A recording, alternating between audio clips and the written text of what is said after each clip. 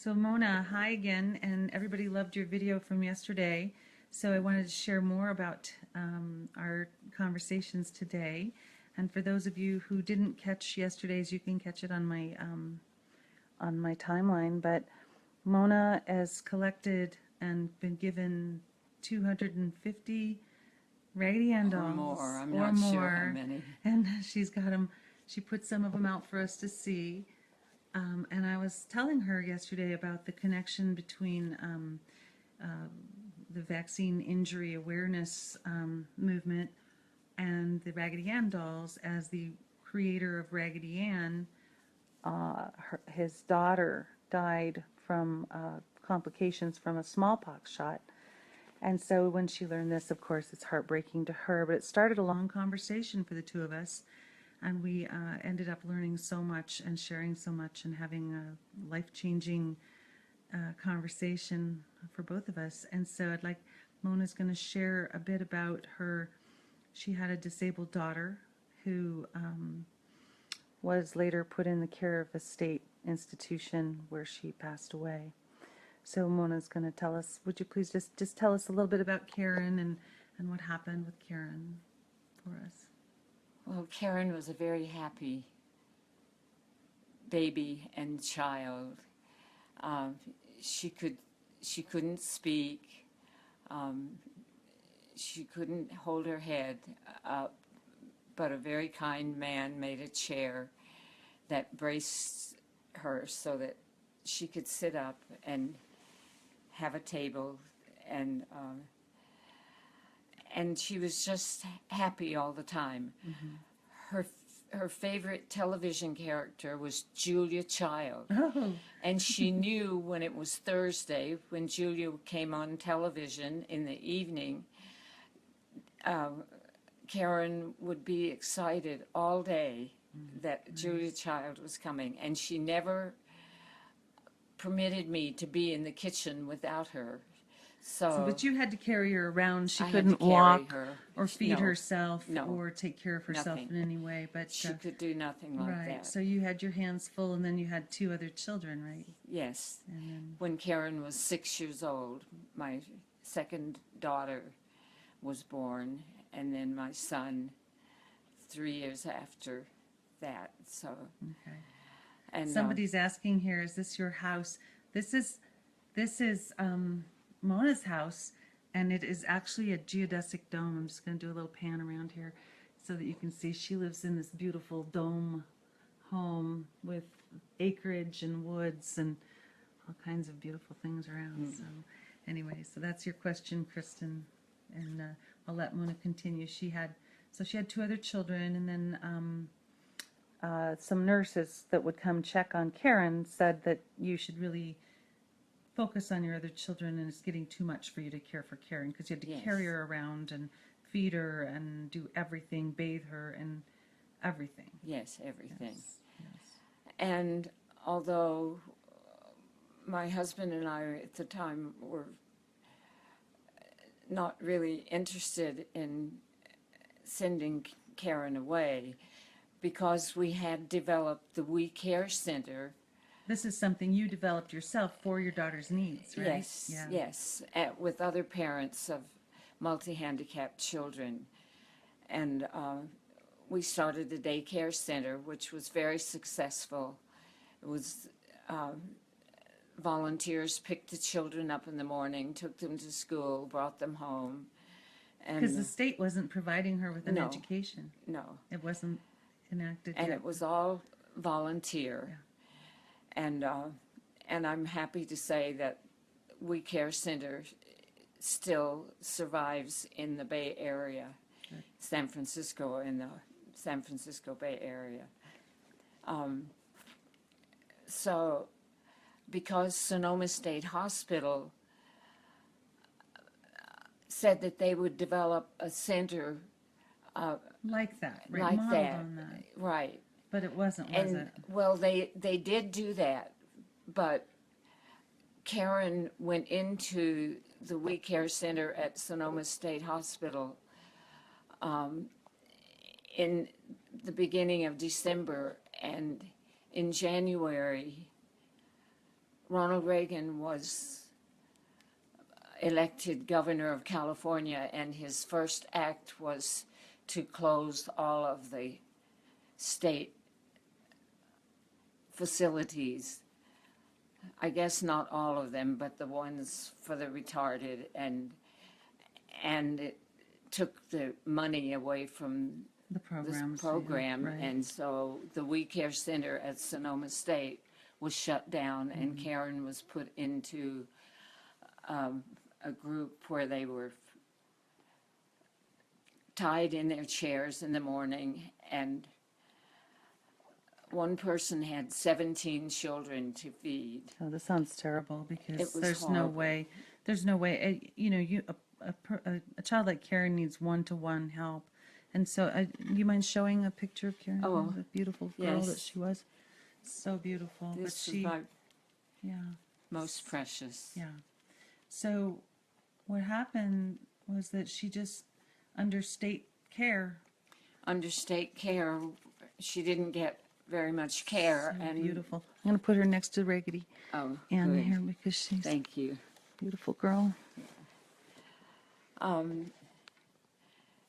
Because my marriage ended when Karen was gone, and I had to go to school in order to complete my credentials so that I could work. I didn't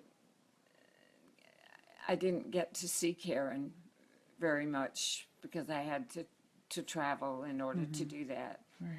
And so, So at some point you just got a phone call that she yes, was gone. that she had Terrible. died. And she was emaciated. And she, yes, I'm so she looked sorry. like a victim from the Holocaust. And it's, you know, and, heartbreaking. And so thank you for sharing that with us because, you know, there's a movement to, as you know, my mother was quarantined in a state-run medical prison. My daughter's been put in closets, and your daughter starved to death, really. I'm sorry. It's the truth. Yes. And the state cannot care for us properly. No. We are our own best advocates, and we need to keep our own children and have them give us the help we need in our home, Yes. not exactly. take your child from you Right. and then torture Yes. them. So that's something that's really dear to our movement because we're tired of the government removing children and thinking they know best and doctors thinking they know best. There's nobody else that knows better than mom, Right. right? And of course, the thing that is still occurring is that my other two children were severely hurt by having their sister Of course. taken That's away. it's- It scared them endless because they were pain. so young Yeah, at the time. It scared you. Yes. Said this Yeah. frightening everybody. If anybody out there is watching this and is not horrified and saddened by that, I think they are. I'm getting lots of love for you here. So the other thing is we started then talking about back in the day when I was young and certainly when you were young, we only got one shot and then the oral polio vaccine. Yes. And you were shocked to hear that they're giving 72 shots now to the kids and starting on the first day of birth. You couldn't believe it. No. Shocking. It is shocking, and to think that it's simply to put more money into the corporations. It's like, where are our hearts? I guess, right. So I'm going to answer a question here. Michelle's asking, why was she starved to death? It seems to me, Michelle, that the lack of the one caregiver for 17 children who all are completely disabled is not adequate, and probably she only had 5 minutes to feed each child before she had to clean them and do this and that and the other thing. And I don't think it was probably intentional. It's just lack of funding Right. and lack of resources. So It took me sometimes over an hour to feed her yeah, because she's slow. yes, She could choke. Yes, right? that's right. So, so as we were talking about this, you were saying that you never, I asked, here you are in your 80s and you're independent, living independently, and you're running your own Airbnb business and healthy, and even pulled yourself out of a car wreck recently and scrabbled up the hill and survived that. And I just really think you're amazing and strong woman. So we're talking, you don't get flu shots, and you don't take all medications and run to the doctor every time and get all these shots. So what I was saying is that we were talking about that, and then you remembered, you had a recollection about when you were pregnant with Karen. Yes, I had a sinus infection, I think is what it was, and was having excruciating headaches. And I was in school at the University of Texas, and went to a doctor. He gave me shots. It cured whatever was the problem immediately, but it didn't occur to me because I was so young and didn't really know even about pregnancy. And you don't even know what was in those shots. No, I have no idea what was in the shots. Yeah. But Karen's birth was a total nightmare. And I never saw the doctor after she was born. So I'm not sure what really happened during the birthing process. Right. But it took about 3 or 4 months for a pediatrician to say there's something not right. And then you did not have any shots during your next 2 pregnancies, and your kids No. are both fine. That was... Yeah. So who knows? I mean, we don't know what happened during the birth. We don't know what those shots were. We don't know. But that was yes, Karen had not a seizure, but when she was born. But it was in a little clinic. It was in a little town that didn't have much to offer. Yeah. And So, so all of that yeah. kind of took 4 months to find a pediatrician who could say, I'm not sure that this child is okay. Well, the other thing we were talking about, getting around to these issues that we were talking about with the kids now all suffering so much brain damage and so many medicines, and the tragedy is that all these kids now are so sick, and we have unfortunately 1 in 5 with severe learning disabilities, 1 in 20 with seizure disorder, 1 in 43 or so, depending on where you live, with autism. And it was such a blessing that you had the strength and the courage and the openness to care for my daughter last night, so we could go, or night before, so we could go see the play. Yes. But you are a very open person, and you decided that you're just going to be open to whatever happens or whatever comes your way. Or how did you put that? Well, I saw in Faith's movements around the house and everything that she was taking care of herself. And because twice she wanted me to go away so that she could do what she was doing, I sat down and began to read, and I just did what I felt like doing, and we had no problems whatsoever after that. Yeah. So you just trusted yourself to Yes. just trust in whatever happened, and Right. not try to interfere with her. And I knew that there was nothing to be afraid of. Of course, I wanted her to like me. Of But there course. was no way that I knew how to get that across to her other than to leave her alone, which she requested more than once. And And then I you saw that respected her she did words. fine. She knew exactly what she wanted to Right. do, and she did it. So we have so many connections. You were telling a story yesterday of how you had the whole inspiration for getting all of these Raggedy Anns was because you had like a vision, and it started in a field of flowers, and it was so kind of ironic that Faith, and we wanted to bring you a gift, and so what we did was we had Faith make something for you, and she made flowers for you. So that was, I think, another amazing connection. So you were saying that this conversation we had yesterday changed you or made you feel, not changed you, I can't remember how you said. You said it was a sacred, this whole experience was Well, sacred for you, and that it allowed you to trust yourself. Can you tell me more about that?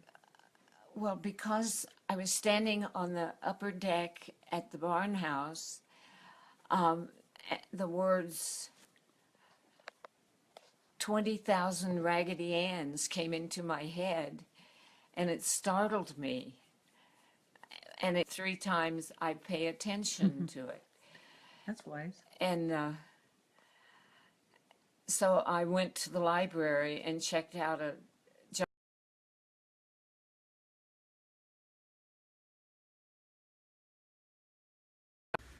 Okay, go ahead. and found out that he lived in Ashland, which is where I was living then. Right. And so it just all began to excite me and make me wonder what 20,000 Raggedy Anns would do. Now it seems that it might save 20,000 children from having to go through the horror of suffering from being vaccinated when nature will take care of most of the diseases if we don't Interfere. interfere. Thank you. Yeah. Yes, if we That's don't so interfere. true. And we never would have made any of this whole conversation wouldn't have happened if we just didn't start talking about your dolls.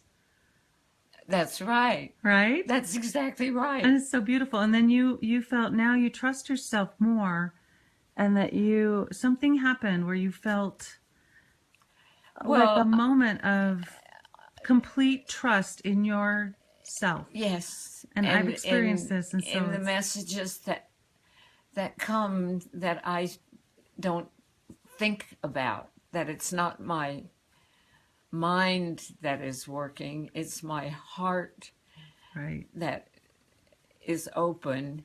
And you know when truth hits your heart. And I do, Yeah. yes. And Karen was what made it possible for me to see a part of life that I never had dreamed of, and to become involved in a way that made a difference not only for Karen but for other women and their husbands. And I'm not taking credit for that. That No, was yeah, just what I happened, understand. you know. And That's how I was telling you earlier how, Faith, I wouldn't be here interviewing you now or listening to you if Faith hadn't caused me to listen more and to open up to truth like you Yes. have done. yes, So we're almost out of battery, so I'm going to have to sign off soon. But I think that this has been the start of a journey for a lot of people. And for me, it's another milestone and beautiful connection. And I know we're going to be friends forever. thank you so much. Okay. I look forward to more work with you Thank in you. whatever way the spirit leads. All right. So everybody loves you here, and they will be sharing your story. Thank Okay. you.